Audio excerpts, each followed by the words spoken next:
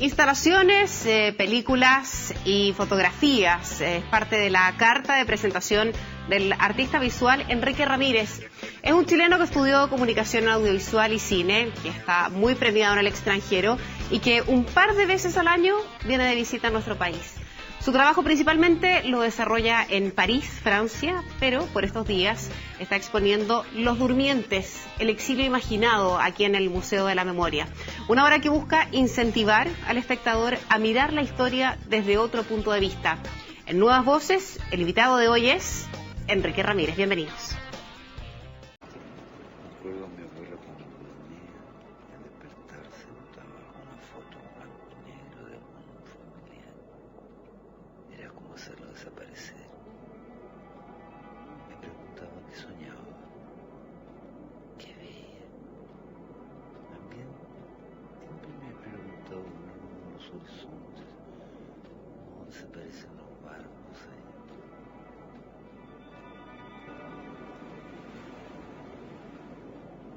Buscar algo que no se ve, buscar algo que no se ve.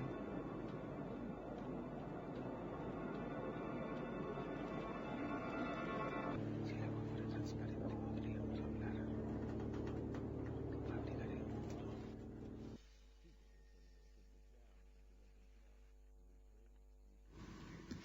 Bien, ya estamos con él y vamos a entrar de inmediato en la conversación. Enrique, gracias por estar en el estudio de CNN. ¿Cómo estás?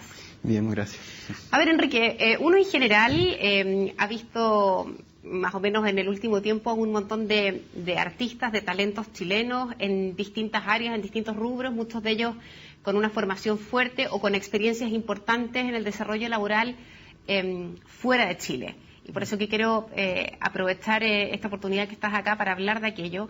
Pero antes que también nuestros televidentes te conozcan un poco más, aquellos que no han entrado en tu obra. Enrique Ramírez que decide meterse en el área del arte audiovisual. ¿Por qué llegas ahí? ¿Cómo nace esta curiosidad? Tú eres un tipo además bien joven. Sí, yo... Gracias por los jóvenes. Yo estudié cine, como decía en tu presentación. Y yo en realidad no tenía muy claro qué es lo que yo quería hacer realmente. ¿Yeah? Dentro de la escuela, digamos, yo descubrí de alguna otra forma un camino diferente a lo que podría haber sido dedicarse simplemente al cine. Y a mí lo que me interesaba era de alguna manera cuestionar las imágenes y trabajar con ellas y hacerse preguntas en torno a lo que a mí me rodeaba, digamos. Incluso hacerme preguntas a mí mismo.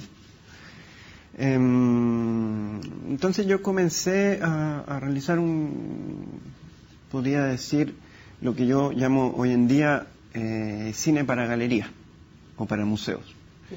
Lo que yo hago es películas, pero en donde la relación con el espectador es muy diferente a la relación que tú podrías tener en un cine. ¿Cómo es esa relación, para entenderla bien? ¿Dónde está esa diferencia?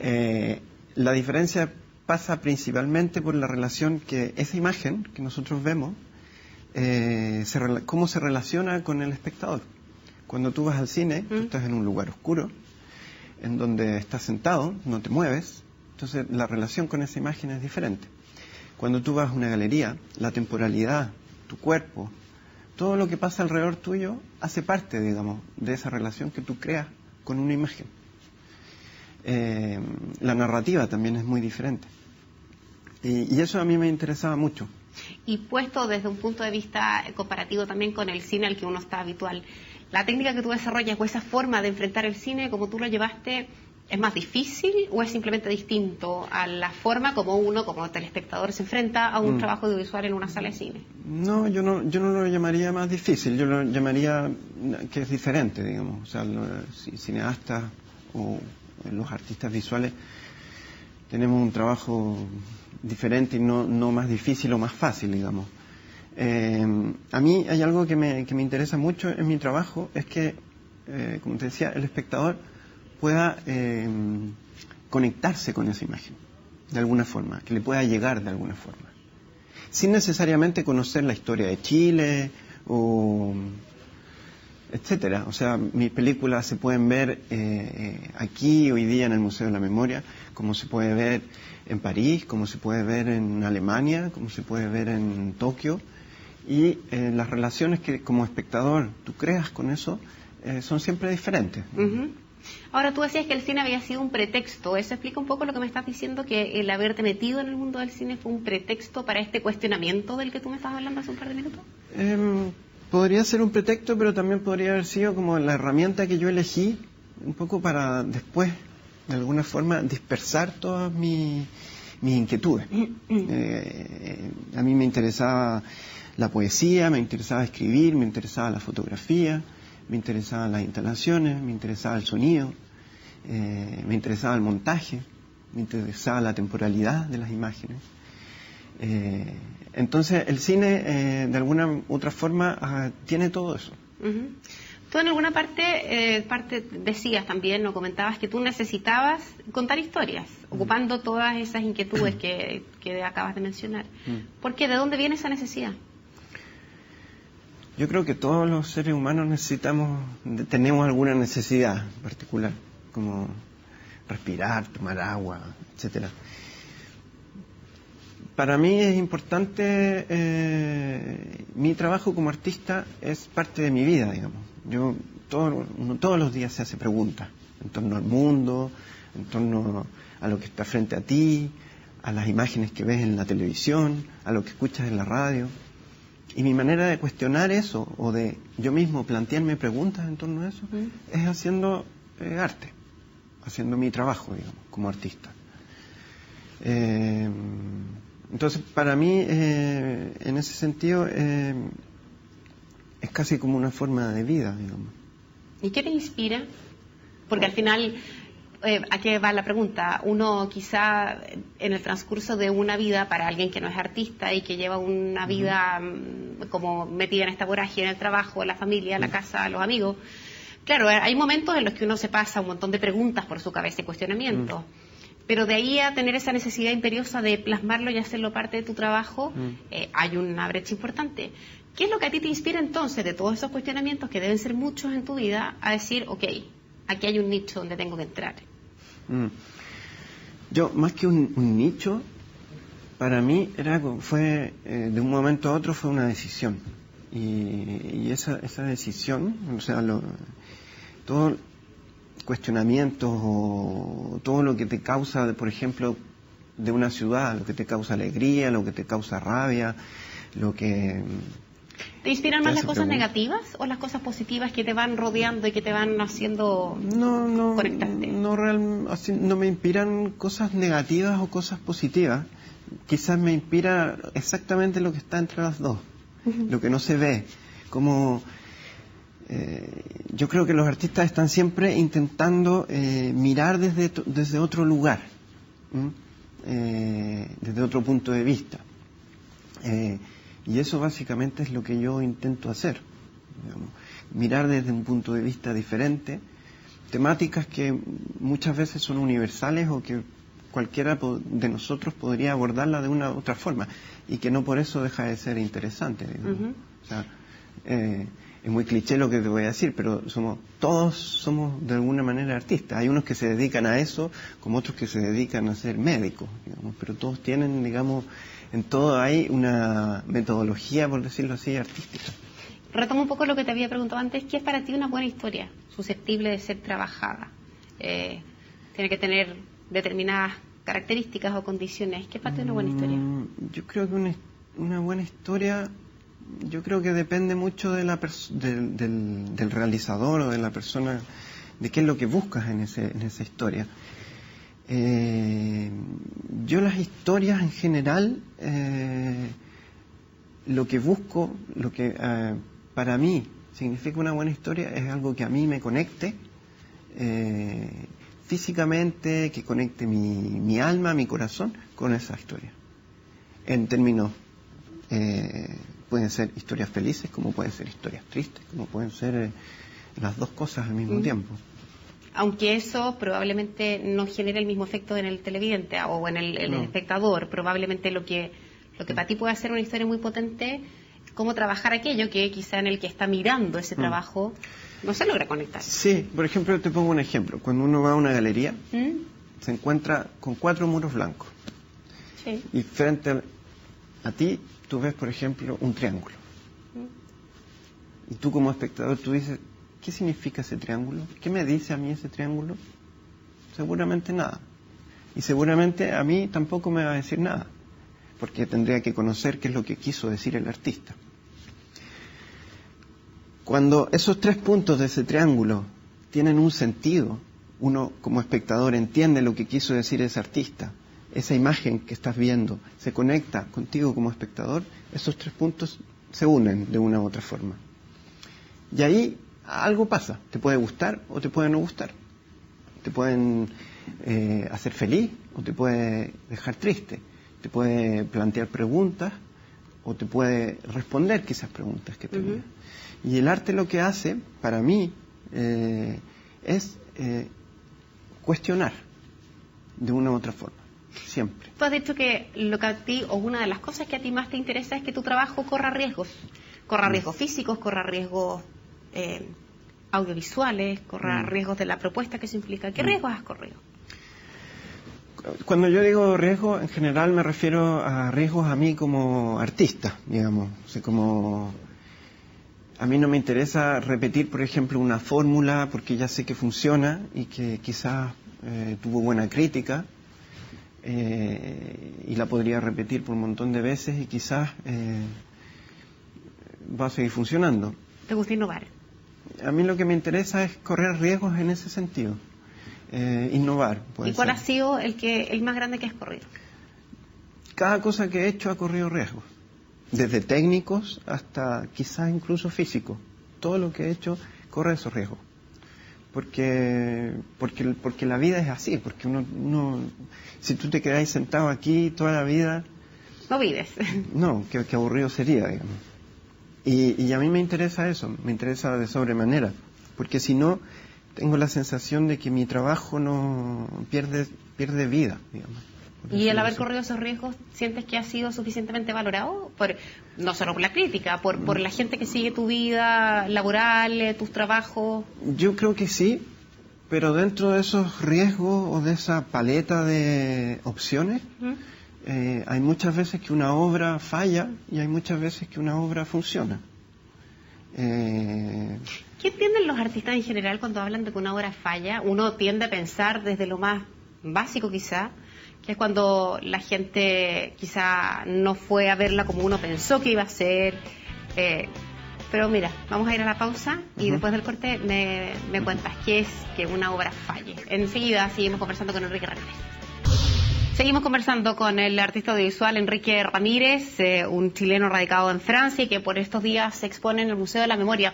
Antes del corte, Enrique, te había hecho la pregunta, ¿qué significa o cómo se puede entender cuando hay un artista que dice esta obra falló? Y te lo comentaba en el corte también, que injusto sería decir que algo falle cuando hay una persona que puso el corazón, el alma, el talento, pero además el trabajo y la dedicación en una obra. Entonces decir que falle puede sonar a lo menos injusto. Sí, bueno, yo creo que básicamente es un pensamiento más bien personal mío. Yo tengo la posibilidad, digamos, o quizás la suerte de poder producir bastante obra durante el año. Y dentro de ese tipo de trabajo hay obras que yo siento que no están completas, digamos, no están completamente cerradas, y yo tengo esa sensación. Cuando uno tiene esa sensación, cosa que me pasaba a mí, por ejemplo, antes, cuando yo quería, alguien me invitaba a mostrar mi trabajo, yo lo mostraba sin pensar mucho, digamos, porque me hacía muy feliz el hecho de mostrarlo. Pero muchas veces uno muestra obras que no están conclusas para uno mismo, y eso yo creo que se transmite de una u otra forma. Es como cuando uno escribe un texto, por ejemplo, y lo lee y lo vuelve a leer y sabe que algo le falta y no le encuentra el punto, y de repente, boom, aparece eso y ya, y la obra está cerrada. ¿Y por qué te decidiste por ir a Francia? ¿Qué pasa allá? Yo me fui a Francia por una casualidad, en realidad. No fue un lugar que yo elegí de un principio. Yo me fui porque me gané una residencia en el 2006 por 3 meses Ahí descubrí un lugar que fue después el lugar en donde yo estudié, que se llama Le Fresnoy, que es un centro de arte contemporáneo que está en el norte de Francia y que elige a 24 artistas por año y te financia tu trabajo por 2 años. Cosa que para un artista acá en Chile era casi imposible. Entonces yo entre el 2007 y el 2009 me fui a Francia a hacer esta escuela, que es una escuela muy prestigiosa en Francia. Ya que tocas el tema, ¿sigue siendo tan precaria la situación de los artistas para efectos de las posibilidades de desarrollo que tienen en Chile en relación a lo que uno puede ver en Europa? También en países que probablemente hoy día están en condiciones de destinar como estados más parte de sus recursos justo a eso, y quizás Chile hoy día está con otras prioridades, pero en general ¿sigue siendo tan precaria esa posibilidad de darle al artista mayor desarrollo acá? Yo creo, bueno, para mí es un poco difícil hablar porque, o sea, dar una opinión muy concreta, porque como yo vivo afuera, no tengo una relación tan directa. Pero hay hartos temas ahí. El Fondar obviamente nos da abasto para la cantidad de artistas que hay en Chile. Hay muchísimas escuelas, universidades de arte, quizás más que en Nueva York, en Chile. Entonces hay como una sobrepoblación de artistas también. Y en ese sentido yo tendría que decir que, por ejemplo, no hay políticas claras de Estado para financiar el arte. Por ejemplo, por ponerte un ejemplo, en Francia, en los años 60, estaba muy claro que los artistas, que el Estado tenía que ayudarles de alguna forma a los artistas. ¿Y qué es lo que se hizo? Se crearon las FRAC, que son Fondos Regionales de Arte Contemporáneo. Lo que significa que hoy en día, hasta el día de hoy, cada región tiene un fondo y una colección de arte contemporáneo y compra arte contemporáneo, compra a los artistas, no necesariamente franceses. Y al mismo tiempo se crearon lugares para exponer esas colecciones en todas las regiones. Entonces, en Francia hasta el día de hoy existen las FRAC que tienen una gran colección de arte contemporáneo, importantísima, y de alguna manera los artistas logran financiarse de esa forma también, porque su trabajo se mueve. Digamos. Enrique, cuando hay ese tipo de iniciativas, lo que uno debiera también esperar, quizá, no sé, como una obligación moral, como un deber, a esa ayuda o a ese apoyo que ciertos países ofrecen al campo de los artistas, es que los profesionales de tu rubro ofrezcan algún contenido. Que en el fondo no sea, porque hoy día, y doy más de contexto a eso, hoy día pareciera ser que hay muchos que parece que una raya o una sola grabación es arte, y entonces el creador podrá decir, no, fue un chispazo artístico que me di, y el que lo entiende bien y el que no. ¿Sientes que en tu rubro, y aterrizando la pregunta, hay una obligación de los profesionales de ofrecer un contenido un poco más allá de lo simplemente arte, así como que se me ocurrió y ahí está? O sea, yo creo que no creo que haya una obligación. En mi caso particular, a mí, un poco, vuelvo al ejemplo que te ponía del triángulo. A mí me pasa mucho que yo voy a ver una exposición y yo no entiendo nada. Y supuestamente quizás yo debería entender más que otro. Para volver a tu pregunta, no creo que haya una obligación. El arte, por eso existe el arte conceptual, etcétera, etcétera, etcétera. Digamos, hay diferentes ramas. En mi caso particular, a mí me importa mucho que mi trabajo pueda ser leído sin necesariamente conocer sobre arte. Eso para mí es muy importante. Pero no necesariamente puede serlo para otros artistas. ¿Y qué te pasa, por ejemplo, cuando ves que hay grandes cantidades de dinero, sumas así estratosféricas puestas a disposición de compañías o estoy pensando en el cine mucho más comercial y probablemente el cine que uno espera, el estreno de las salas llenas, en fin. Y probablemente en el caso tuyo y de esa rama del cine también uno dice, pucha, hay una batalla de repente por conseguir los fondos por aquí y por allá, por tratar de tener una propuesta distinta. ¿Qué sensación te genera a ti como profesional eso? La verdad es que, o sea, yo como te decía, yo vengo del mundo del cine, entonces entiendo bien lo que cuesta, por ejemplo, hacer un largometraje. Un largometraje es caro de hacer. Antes era quizás más difícil, hoy en día, gracias a la tecnología, es un poco más simple. Pero los cineastas como los artistas visuales estamos siempre, o sea, nosotros entre comillas somos especialistas para hacer formularios y llenar carpetas de proyectos para buscar plata. O sea, nos pasamos yo creo que el 80% de nuestra vida haciendo eso. Entonces, la mitad de la gente con la que yo trabajo viene del cine. Y yo veo cómo funciona y veo que, pucha, es súper difícil. O sea, que acá habrán 4 o 5 largometrajes al año financiados. En el mundo de las artes visuales siempre existe un poco esta idea de que el artista no vive de su trabajo, entonces, bueno, se dedica a otra cosa y, bueno, algo de plata recibiría para poder hacer su proyectito y ya. Y eso no debería ser así. Ahora también, pensando en la cantidad de plata que hay, o sea, yo puedo que me equivoque exactamente en las cifras, pero Chile da el 0,4% de todo su dinero al año a la cultura. Y es nada. En Argentina da el 2,8% a la cultura. Entonces, si tú pensáis en Chile, que es un país que aparentemente está muy bien, el 0,4% a la cultura es muy poco. No hay prioridad. Mira, tenemos ya con nuestro equipo a disposición el video de esta exposición, Los Durmientes, el exilio imaginado, que es el trabajo con el que tú te estás presentando en el Museo de la Memoria. A ver si lo podemos ver y vamos comentando respecto a eso.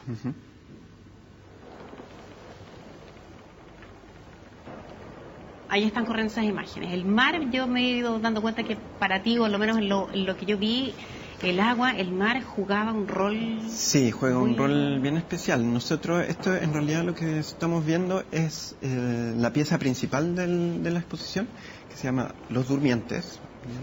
Es un tríptico que se filmó en 3 lugares diferentes de Chile, gracias a un financiamiento francés. Se filmó en Orcón, en Quintero y en Copiapó. Por ejemplo, en la parte donde vemos las cruces, nosotros lanzamos 50 cruces que flotan en el mar. Un poco para hablar de esta idea de la memoria, de la memoria chilena, del Pacífico. En la imagen del centro vemos 2 personajes, en este momento vemos uno solo, pero ¿existen dos? Existen 2, que caminan por la playa de Quintero, en donde el juez Guzmán encontró los primeros rieles de trenes en el fondo del mar. Lo que hay al fondo, digamos, es un centro militar, un campo militar. Y la imagen de la izquierda, donde vemos un helicóptero, digamos, una imagen aérea que filma la geografía desde arriba, que es un plano secuencia, digamos, hasta que esta cámara cae hasta el fondo del mar y que representa de una u otra forma cómo fueron lanzados en época de dictadura los cuerpos lanzados al mar, digamos. ¿Y qué es lo que, cuando tú me hablabas, y me remonto un poco a la primera parte de nuestro diálogo, tú decías estas historias que logran generar en ti algo especial, que logran cuestionar, pero que también al espectador ojalá le pudieran provocar algo? ¿Qué debiera provocar esto? Más allá de que estamos hablando de un tema que es políticamente sensible, además, no solo por quienes estuvieron involucrados, por quienes tienen familiares que fueron víctimas de aquello, sino que también, nos guste o no, también hay otra visión de esa misma historia que es completamente contraria. ¿Qué debiera provocar entonces esto? En Chile, antes de yo no había nacido, yo nací en dictadura, nací en el 79. Yo nací en un país que, según mi recuerdo, era un país gris, y en donde nosotros, como niños, veíamos los diferentes tonos de gris, digamos, como colores. Y eso estaba bien, no había un problema en eso, porque era lo único que conocíamos, nuestra única realidad. Y en Chile, antes del 73, no se hablaba realmente de memoria. El arte no hablaba realmente de la memoria. Luego del golpe de Estado se empezó a hablar de esta idea de la memoria. Básicamente porque en época de dictadura se intentó borrar la memoria y hacer una especie de amnesia. Claro, podríamos decir eso, no encuentro la palabra. De borrón y cuenta nueva. Y ese borrón y cuenta nueva, de alguna manera, perduró por mucho tiempo. Y a mí me parece que en términos de derechos humanos, y principalmente, particularmente hablando de los lanzados al mar, hay mucho silencio detrás de eso. Y se habla muy poco. O sea, por ejemplo, yo te pongo el ejemplo, en Argentina hay muchas más cosas que se han hecho, hablando en términos simples, en base sobre derechos humanos. En Chile no, en Chile es como, y particularmente el mar, es un tema que está como casi borrado. Entonces a mí me interesaba trabajar con ese tema, y es un tema que vengo trabajando desde el 2008 con un primer film que se muestra en el Museo de la Memoria también, que se llama Brisas, sí, en donde un personaje cruza el Palacio de Moneda y de alguna manera tiene una voz en off que podría ser yo, pero que podrían ser cualquiera de nosotros, que habla y que piensa sobre esta realidad chilena que cuando éramos muy chicos no la entendíamos muy bien, y una vez, a medida que fuimos creciendo, empezamos como a comprender muchas cosas. Perfecto. Enrique, muchísimas gracias, se nos pasó bien rápido el tiempo, nos sirvió para tener por lo menos un primer apronte. La invitación es a que conozcan más del trabajo de Enrique, y que vengas también más seguido en la medida de tus posibilidades a ver cómo estamos aquí en Chile, y cómo también el arte ojalá empieza a tener mejor desarrollo. Que tengas un buen viaje de vuelta después a Francia. Muchas gracias. Que te vaya súper. Nosotros despedimos, ustedes sigan en la sintonía de CNN, que tengan un muy buen día.